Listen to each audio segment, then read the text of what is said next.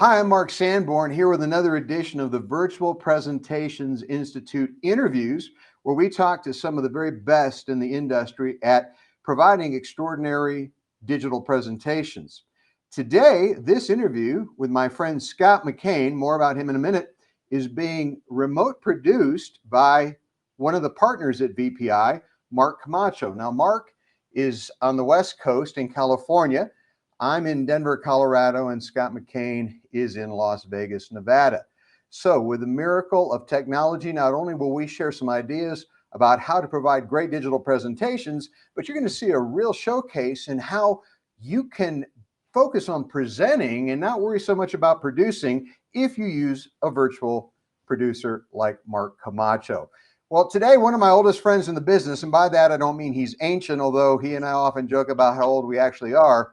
One of the people I've known for the longest period of time in my adult life. We met when we were just still in college. Scott McCain, he is an extraordinary speaker, well known as having one of the most distinctive voices in the business. He's had a very long and illustrious career. He is a forward thinker. He's a guy that I always get good ideas from, whether or not we're drinking bourbon, which we often do together whenever we have a chance. And Scott, I want to welcome you to this interview. It's great to have you on the show. Thanks, Mark. It's always great talking with you, and I appreciate the opportunity to share some ideas about virtual presentations and what we can do to be more dynamic, compelling, and dare I say, distinctive in how we do it. And, Scott owns that market space when it comes to being distinctive, being memorable in a way that people truly value. And so I'm sure he'll weave that into what we talk about today. I want to jump off by pointing out that Scott began in broadcasting. A lot of speakers end up recording audio and video after they become speakers. Scott actually started in broadcasting. He was an anchor. And so I thought we would begin with a very easy question for him to answer, but I think insightful for all of us. And that is, how has having been a broadcaster informed and improved your ability, Scott, to be a virtual presenter? It's a great question, Mark. I think that my background in broadcasting has maybe even served me better in virtual presentations than the many years of experience I've had as a professional speaker. And the reason for that is that our training as professional speakers is to connect with an audience, right? I mean, even in the early speech training, we pick out different parts of the room that we focus on to make certain we're making eye contact with the entire audience. But for a newscaster, and particularly with an anchor of a television newscast, you only make eye contact with one person, and that one person is represented by the lens of the camera. And so it becomes a much more intimate medium. We always call it a hot medium. By that, I mean, if I'm on a stage and there's 1,000 people in the audience and I want to get my point across, I would tend to get louder and be more expansive with my gestures. However, when we're talking intimately like this in a broadcast type situation, you make your point by getting quieter and pausing more and maybe raising an eyebrow. And it's a different type of presentation. And so I think for many speakers and many communicators, what they've had to learn are camera skills, not just speaking skills. Scott, you remind me of two things that are very important. And the first is that one of the biggest mistakes that presenters or speakers make is thinking that the speaking skill set easily transfers to all other mediums, and it doesn't, as you just pointed out. And even kind of a more base mistake is when we think that our content as speakers will enable us to be tremendous coaches or consultants or fill in the blank. And by the way, the expertise obviously is important, but there's a real skill to translating across different mediums, as you just pointed out. Interesting research says that one of the four main causes of Zoom fatigue is sustained eye contact. Now, there's not a lot we can do for our audience's sustained eye contact with us, but what you just hinted at is that as a good digital presenter, you have to have the ability to maintain the right kind of eye contact, and to do that without becoming off-putting or put off yourself. You really need to practice that art. Are there any things that you would suggest, just simple tactics that virtual presenters can use to have the right kind of eye contact digitally? Well, it's kind of a crazy technique that I've seen many use as they even as they transition from radio to television, is to get a picture of a person and then just cut out enough for the camera lens to fit through and place it on your camera. One of the things that I've found difficult about virtual presentations, as opposed to what you and I made so much of our living doing for so many years, is in a typical presentation, we could feed off the energy and the responsiveness of the audience. And here we sit in our office, or we sit in a home studio, or we go to a studio. We're kind of all alone. And we're talking to this inanimate piece of equipment, and we find it hard to get feedback. And so one of the things that we can do is to just get a picture of a person, cut out enough for the lens, put that on the camera to give us the sense that we're communicating with an individual, not just a piece of photographic equipment. Well, it's funny you should say that, because our mutual friend Larry Winget will sell you for $10 a picture of himself with his eyeballs cut out that you can put over your camera to get that same effect. Uh, you were really thinking ahead. You were the first person to come out with a program during COVID called post-COVID events. And Mark Camacho and I partnered about the same time to create Livestream Denver. And then a little later with Joe Heaps and Dave Reed to create Virtual Presentations Institute. But you were the first person out there with a product, a resource, or a training tool. Tell us a little bit about your thinking, because you came up with a process to think about an online presentation as a broadcast, not a digital speech. So tell us a little bit about your work with post-COVID events. Thanks. Post-pandemic events, and what we say there is Oh, we by have to the way, change yeah, the way. great branding there. He knew there would be other plagues No, and no problem. pandemics. My Yeah, bad. I was thinking very pandemic was specifically. COVID. You're a much It's larger, broader thinker than I am.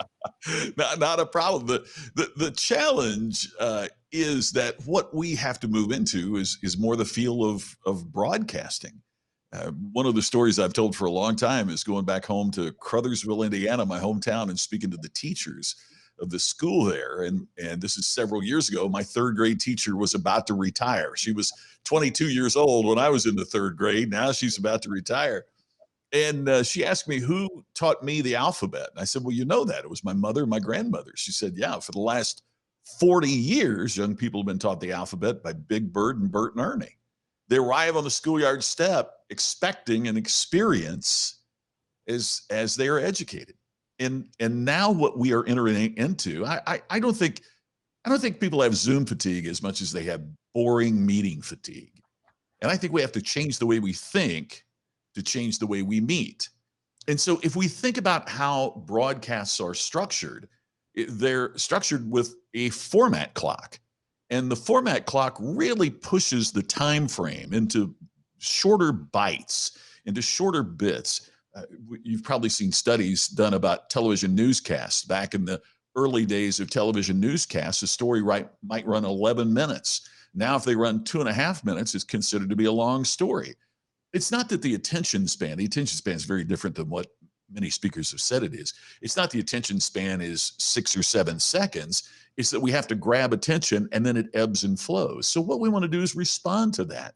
So one of the things you mentioned Mark Camacho earlier. One of the things I've noticed that Mark is doing so extraordinarily well is just switching up the camera angle between one of us talking and then a 2-shot and then a different 2-shot in that. By adding that variety, Mark, there you go. By adding that variety, you help keep it visually interesting. So it can't just be a static shot all the time. As we move into hybrid meetings, for example, and many organizations are looking at that. Think of the way that Ellen or that Oprah used to interact with their audiences, by showing the audience in the shot occasionally, by getting the audience involved in that, so that the viewer doesn't feel like they are an attached observer, but rather through the camera positioning and through the way that they're dealing with this, they make the viewer feel as if they at home are literally part of the studio audience. that should be the goal for the hybrid event. So the format clock, though, is one of the most important things we talk about in the program, post-pandemic events.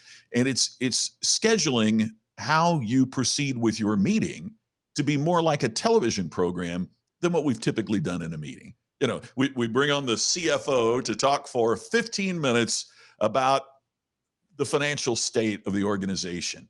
What we ought to be doing is making that a 3.5 minute presentation that's done with background video, and we produce it and think of it more like a broadcast than we have our typical meeting. One quick thing to add about that, Mark, too, is when we do these types of events, we have to think about the field of vision of our audience. If you and I are speaking to a convention, as we have done a gazillion times in front of 1,000 people, the field of vision of the audience is very wide, right? And that's why they put screens on each side, and we see other participants, and we see the speaker on the stage, and the field of vision is huge. In a broadcast, the field of vision is very small. It's the square that you and I are in. And so what we have to do is to fill that square with ongoing images, changing up the images, making the images more exciting, trying to find a way to continue to grab the viewer as we continue to change what they're seeing visually. You know, you've said some things that I want to underscore because they're so important, and it's what Virtual Presentations Institute is about. To be successful digitally, you have to both produce and present. And I think people miss that. They think that production is just a necessary evil, and as long as you can see the person's face and the background's not too cluttered, everything is fine. But as you just pointed to, having a static background or a virtual background isn't enough. You've got to have some visual variety. And of course, we have a program to teach people the lighting and the audio, those kinds of things. But what we're really excited about is this idea of remote production, because here's a dirty secret that isn't really a secret. I don't like the production aspect. My friend Mark Camacho is great at that. He spent his career getting good at that. I've tried really hard to get good at presenting. So it's important that you either have the ability to do both, or you find a way to outsource that production so that you can focus on presentation and your remote producer can do the kind of variance that you talked about that's so important. I think the other thing that's important to underscore here is that these are learned skills. You know, we early on, I think the switch to digital was a little bit more forgiving because we didn't expect too much. But you said something, Scott, that we talked about and do talk about at VPI a lot, and that is, don't be a perpetuator of boring meetings. You know, don't victimize people by making them suffer through looking and listening to you as a talking head. They deserve more than that. And your effectiveness, whether you're a leader or a speaker or an HR professional, whatever that might be, goes back to the essence of those two things, both production and presentation. By the way, Scott, do you have a link, and we'll put them in the show notes, but what link for post-pandemic events would you throw out there for people who are watching and listening? Yeah, thank you for asking, Mark. Let me share a couple. One is just postpandemicevents.com. Is exclusively for that. But as you can see over my shoulder here, we have something called the Iconic Inner Circle, and the entire course on post-pandemic events is available there. And you get a 30-day free trial. So you can go to iconicinnercircle.com, sign up, and you can participate in the post-pandemic events course free during your free trial. Well, and we offer 31 free days, kind of like 7-minute ads from Something About Mary, which is an old movie illusion. Most listeners will have no idea what I'm talking about. Well, let's. I want to talk about what I call low-hanging fruit. You know, I say, before you get perplexed over the nuances, what are some of the just rock-solid basics that make someone a good digital presenter, good broadcaster, in your opinion? Well, I think part of what you have to do is to think differently. Right? You have to think in terms of the field of vision. Secondly, how do we watch a television show should guide your planning and preparation more than how have we done this meeting in person in the past. So again, changing the way we think to change the way we meet. Don't look at it as, you know, we'll just take what we did at last year's convention and we're just going to put it on Zoom. That won't work in today's world. And thinking more like a broadcaster, thinking in terms of how a television show is structured. And part of what we have to think there is how have people been trained? All right, think about the average television show. They have a preview at the beginning to kind of grab you. Oh, here's what's going to happen during this hour of anything from Grey's Anatomy to Blue Bloods to whatever it might be. And then we have something that hooks them at the beginning. But then we often forget that we've almost been mentally programmed for a break every 8 minutes or so. Now, on television, they're called commercials, but the show doesn't try to maintain your interest in most cases for the entire period of time. Look, I realize that's changing with the advent of streaming on Netflix and ongoing series on all of the services like HBO Max and so forth, but there's a difference. On those, we can hit the pause button and get up and go get a bag of popcorn or go to the bathroom or whatever we might do. Where in a meeting, we want to maintain that interest so that people stay in their seats. So we program in those different things. One of the things I hear all the time, let me give you a quick example. One of the things I hear all the time from the folks that we market post-pandemic events to and meeting professionals is, what do we do about sponsors? When we had the meeting together, we could do things and bring the sponsor on. Why don't you use a commercial for a sponsor like a commercial in a television show? Why don't you let the sponsor deliver something virtually that you do? Now, again, to your point, Mark, and it's the perfect one, is that means you need production. And that's a different way to approach this. So it begins with your philosophy, thinking like a broadcaster, and then through the execution of how we build the format clock to be very precise in terms of the delivery, and then how we construct the execution of that through the stories that we tell, the visuals that we deliver, and the way that we keep the audience excited and involved. You reminded me, I read this years ago, and I don't remember the exact number of minutes, but I think it's 7 or 8. You already talked about 8 minutes. In horror movies, really scary movies, there's usually a lighthearted moment or humor every 7 or 8 minutes. Yeah. Not because they need a commercial, but because people can't maintain that level of intense emotion without, having them very negatively affect them. And I think historically, we've always thought of humor primarily as a way to add entertainment to a presentation, unless you're a humorist, and that is, your primary value proposition. But I think today, humor is a way to break potential fatigue and keep people engaged. And again, it doesn't have to be a joke or a funny story, but it's got to be a light-hearted moment that gives people a chance to kind of, rest their brain and then get back into the material that's being presented. What would you say is the best way, speaking of low-hanging fruit, because, we kind of come at this from a standpoint of, all right, production and presentation. The only thing more important than those two things, of course, is preparation, right? And pro never wings it. If you think a pro is winging it, it's because he or she's done it so many thousands of hours that they just make it look easy. But what's the best way to prepare, Scott, for a digital presentation if you want it to be maximally effective? Well, I think it begins, Mark, and I think you probably agree with depth of content.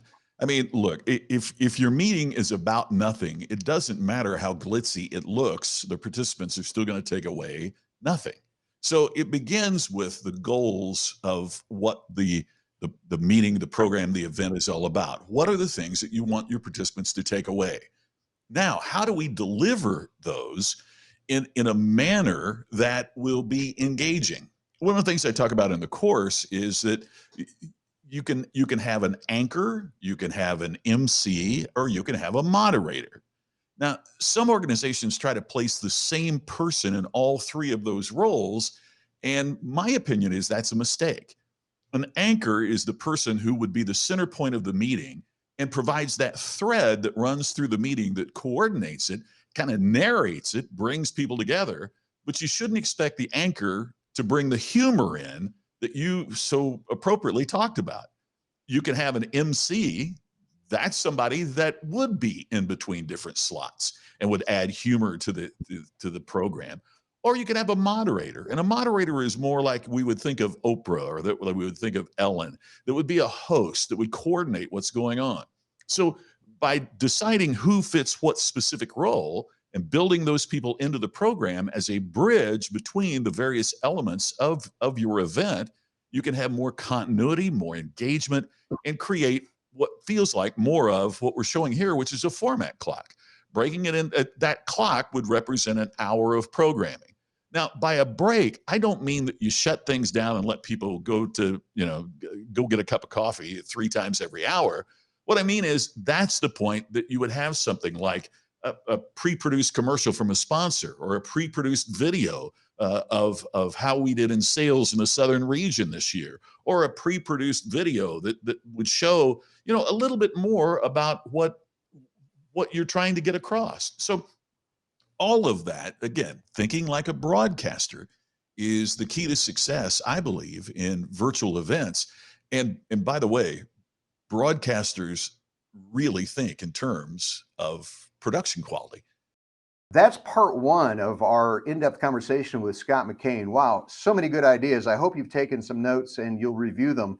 Join us for part two, where Scott will continue to expand on the ideas that he presented in part one and introduce some new thinking.